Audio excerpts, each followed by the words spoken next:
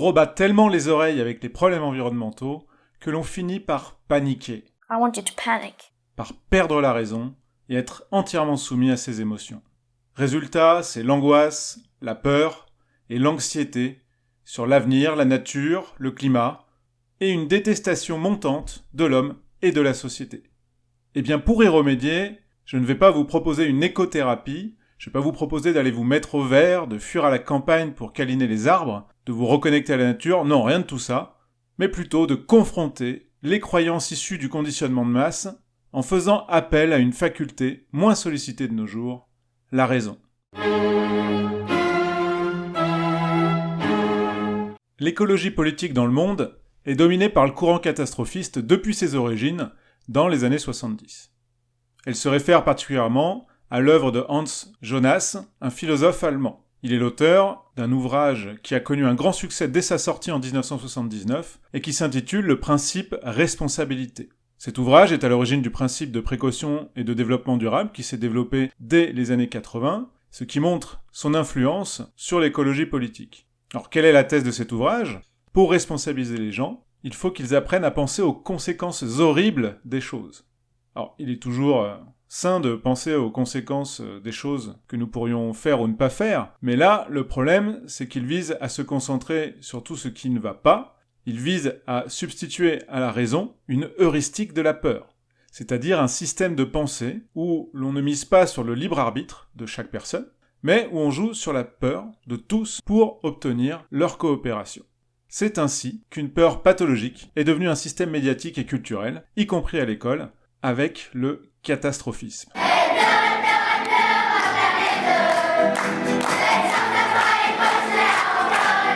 Aujourd'hui, on nous parle, comme si de rien n'était, de fin du monde. On nous présente toujours les pires scénarios. On nous parle sans cesse d'urgence climatique, comme s'il fallait s'arrêter de réfléchir. Alors, bien sûr, ces alertes sont basées sur des éléments scientifiques au départ, mais sur lesquels on a construit des croyances, un rapport totalement émotionnel à ces réalités. On a souvent tendance à prendre les pires projections pour des réalités effectives, et on y apporte de moins en moins de réponses rationnelles, de réponses elles aussi scientifiques.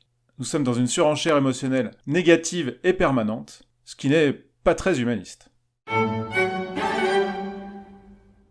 Il y a deux manières de définir l'environnement. Soit on y inclut l'humain, soit on l'exclut. C'est-à-dire qu'on réduit l'environnement à la nature, et l'humain à un intrus, un consommateur et un destructeur de cette nature qui serait à l'état pur sans lui. Alors nous devons prendre du recul et rétablir le temps long. Déjà, la vie transforme par elle-même. Il n'y a pas de nature fixe, il n'y a pas de jardin d'Éden, comme nous le décrit l'Ancien Testament.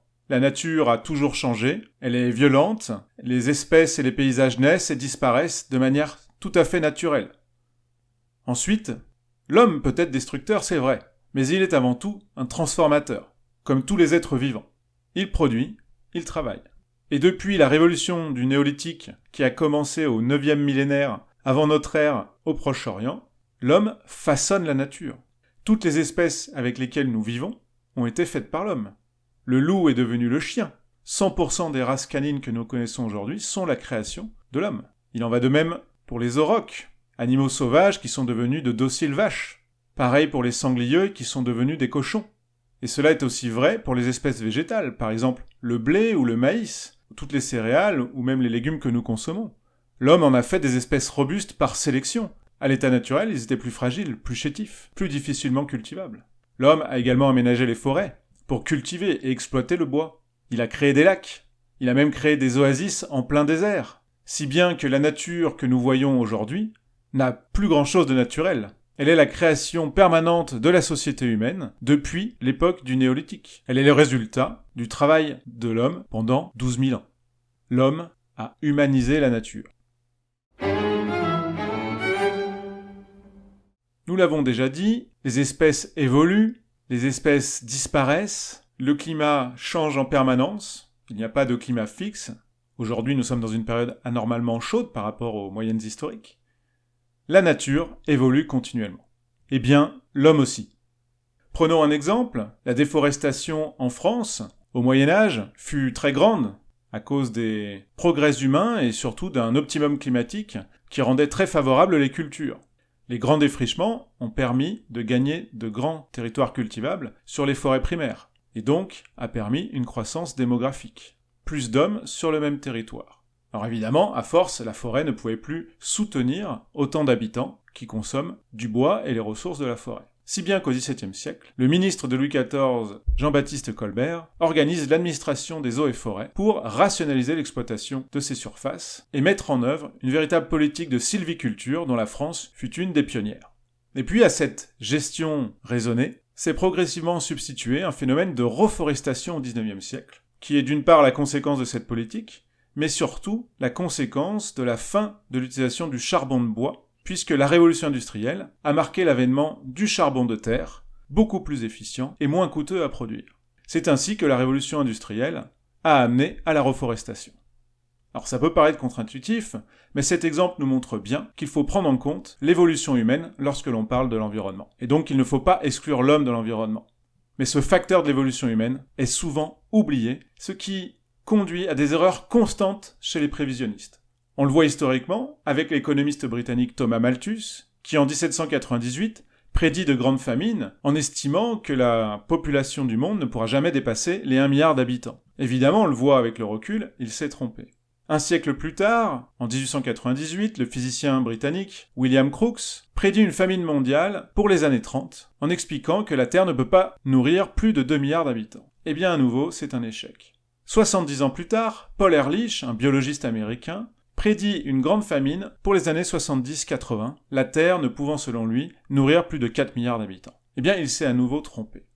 Alors pourquoi tous ces prévisionnistes se trompent-ils ? Parce qu'ils évaluent la production, la biocapacité et les ressources en fonction de techniques données au moment où ils publient leur étude, au moment où ils façonnent leurs projections mathématiques.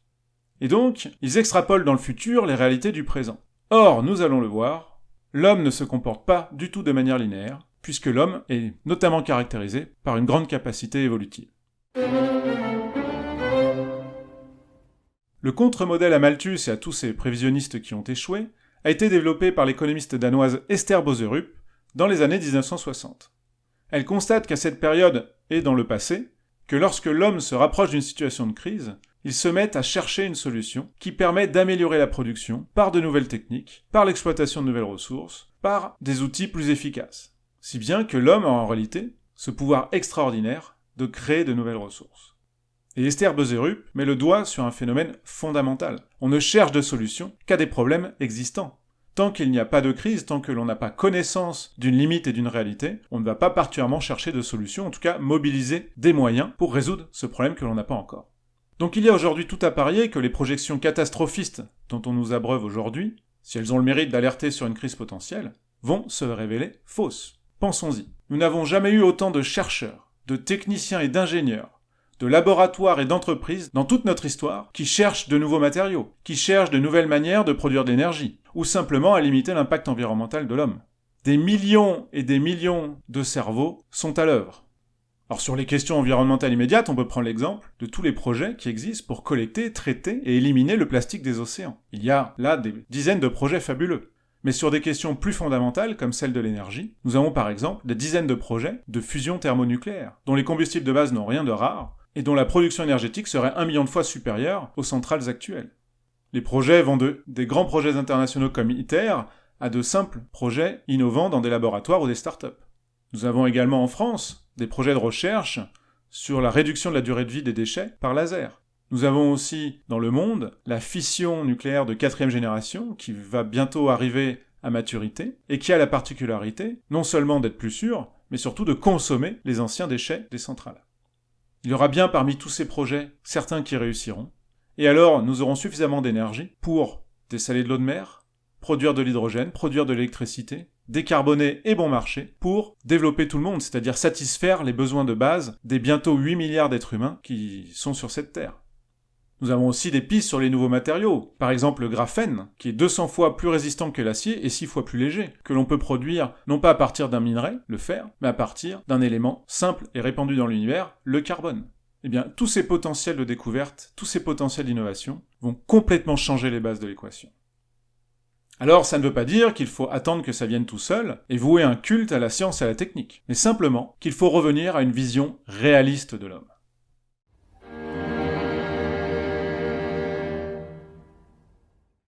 Nous l'avons vu, l'éco-anxiété est le résultat d'un conditionnement culturel qui crée un horizon indépassable. Alors que justement, c'est l'inverse qu'il faut faire. La Terre ne souffre pas de trop d'êtres humains, mais de pas assez d'humanité. Alors sans naïveté ni illusion, sans rechercher de solutions magiques dans la technologie, nous devons promouvoir l'homme, et sa part créatrice, car elle est l'objet même de la politique. Nous devons assumer notre héritage humaniste. Nous avons derrière nous plus de 2000 ans de civilisation judéo-chrétienne, depuis Socrate jusqu'à Einstein, une très grande lignée de créateurs, une très grande lignée de découvreurs, qui ont promu et respecté l'esprit humain. Alors plutôt que de se laisser subjuguer par la tyrannie de l'immédiateté, nous devons nous resituer dans cette tradition. Nous avons donc individuellement le choix. Soit réagir en adulte, réagir avec raison, pour mieux faire face aux problèmes, soit nous laisser succomber aux incantations malicieuses des fées carabosses de l'écologie éco+.